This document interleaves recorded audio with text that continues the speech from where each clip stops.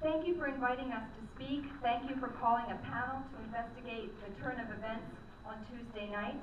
My name is Janet Harpelroad, and I am a resident of the city of Santa Monica, citizen of planet Earth, academic Senate president, and ESL instructor. This week in my ESL 10 class, we studied the expression, make sense. Make sense means to be clear, easy to understand, and reasonable. Let's look at the situation we face.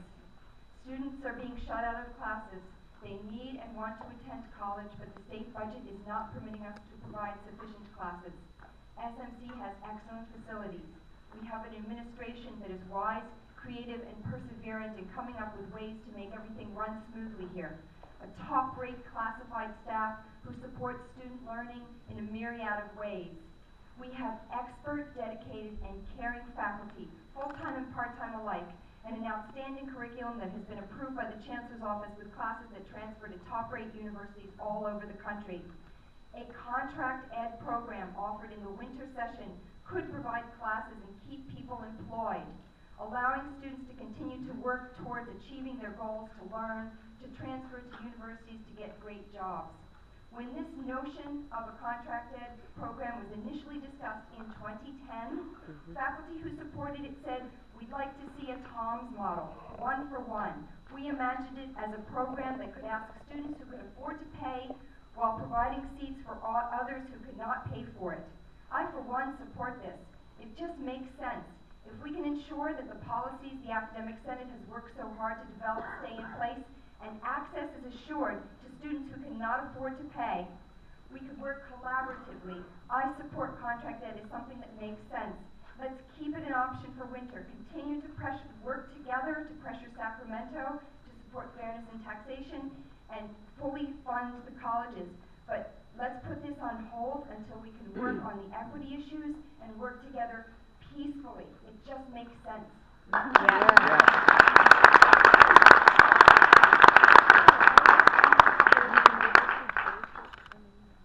Good morning. Thank you for allowing me to speak. I'm Christine Schultz. I teach political science, and I promised myself I would not say anything that was repetitious, so I'm not going to. What I am going to say, because I'm a political scientist, is that there are many, many long-term solutions that all of us are pressing for. I hope the students know we're not being negligent. We're working at the state level. We're working at the national level. Contract education is just a short-term, I think, emergency Band-Aid. Winter, I don't know what will happen if we can't offer these classes. These are students that are going to be left without the ability to transfer. I don't think any of us think this is a long-term solution. This is the beginning of Passover. This is Good Friday. This is the beginning of spring break. And look at us.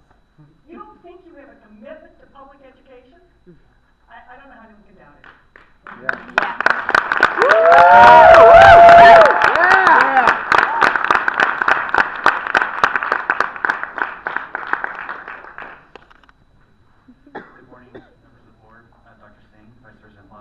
I'm Eric Wafer. I also teach political science. Tuesday night was regrettable. It was sad. It was disturbing. We could go on. That is not who we are as a college and as a community, and we need to heal from that. And I hope an independent investigation Dr. Singh announced will help us get there. Like you, I was there, and I still have many unanswered questions about what happened, and we need to know what happened. The other actions that Dr. Singh announced should also help us move forward as they give us space for more deliberation and input from the college community. I hope the board agrees to support and accept these steps. With regard to the actual policy that got here, I'm thankful that we have trustees and administrators who are thinking creatively to keep offering classes. As you well know, when colleges and districts are faced with deep funding reductions, they have very few options but to reduce classes, eliminate programs, and reduce their workforce. I commend this board and this administration for not seeing drastic reductions and cuts as their first options. That is exactly what most of our fellow community colleges are doing right now. I urge the district to continue thinking creatively and to push for ways to offer as many classes as possible. As we face the possibility of several more millions of dollars in cuts if the ballot measures we need do not pass in November. I urge the district to continue its efforts to find ways to stave off the effects of state reductions and continue offering as many classes and serving as many students as we can.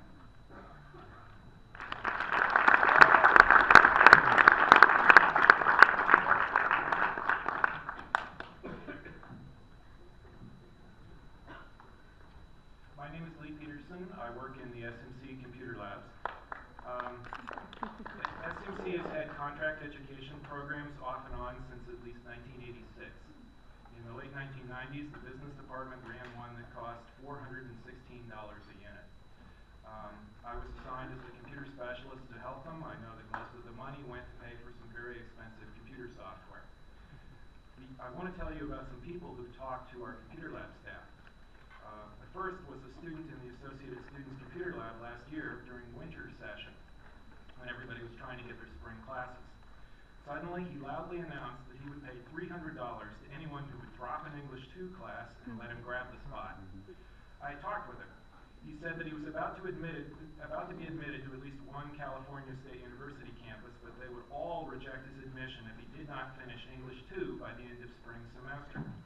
He said that if he didn't get into CSU, he would have to stay at SMC for another year in order to keep his financial aid coming in so he could eat and have a place to live.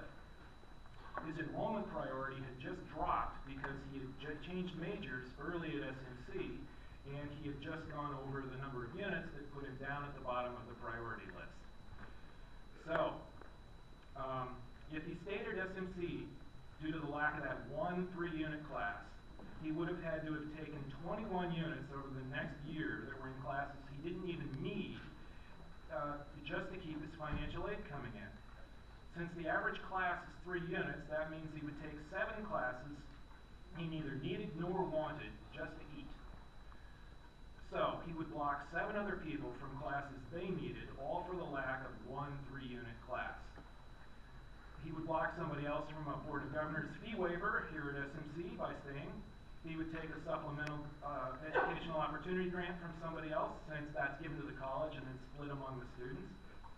He would have a federal Pell Grant that wouldn't be used for upper division university classes, and he wouldn't be able to collect on his Pell Grant. Could you please wrap this up? You're out of time. Thank you. And I finally wanted to wrap up by saying simply that high school students in Santa Monica pay $595 for a summer class. UCLA charges $271 a unit for summer session for UCLA students and $339 a unit for visiting college students like us. Thank you.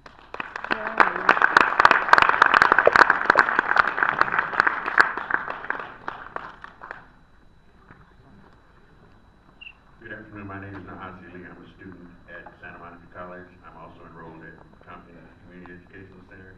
I'd like to remind Dr. Sang that he may, hindsight is 2020, he may have been disposed when he first got hired to continue the opportunity to get the $7 million that's paid to El Camino College for being a partner with the Compton Community Educational System. I'd like to begin by, as I ended the last time I came before you on Tuesday, and say, as a Santa Monica College student, a successful student at Santa Monica College, a Dale Wright intern, Associated Student Organization member, I don't appreciate you attempting to turn Santa Monica College into a prostitute. I think it's important for the Republicans on the board to realize that Democratic voters in the state of California realize that if 4 members of the state legislature were unelected, 4 Republicans, 2 in each house, that the issues of education could be satisfied real simply because Democrats would vote to raise taxes. Republicans are all sworn to not raise taxes. Dr. Sang, you mentioned you went to a community college. I wanted to ask you how much it cost you then to go to community college. I think the problem exists, and one thing that Lee Peterson just said, if the counseling department did its job the way it's supposed to, students would understand they're supposed to take their English 2 class in the second semester they're here, and therefore not end up being to take an English 2 class at the 5th year of their education, right before they're ready to transfer. Before I go any further, I want to indicate that I'm for you postponing this. I'm a student advocate, and I've always tried to suggest to students that they appreciate the opportunity they have to governance. The one thing I do is I manage the administrators who don't provide students access to participation. It doesn't seem like this was vetted in the proper format, and therefore it is If you could necessary. please wrap it up, time's up. It is necessary to revisit this issue. I'd also like to thank my student senate colleagues from the Bay Area who drove down, and I'd like to let you Thank know you very much. I'll be Thank you. representing you in the state senate. Thank you very much.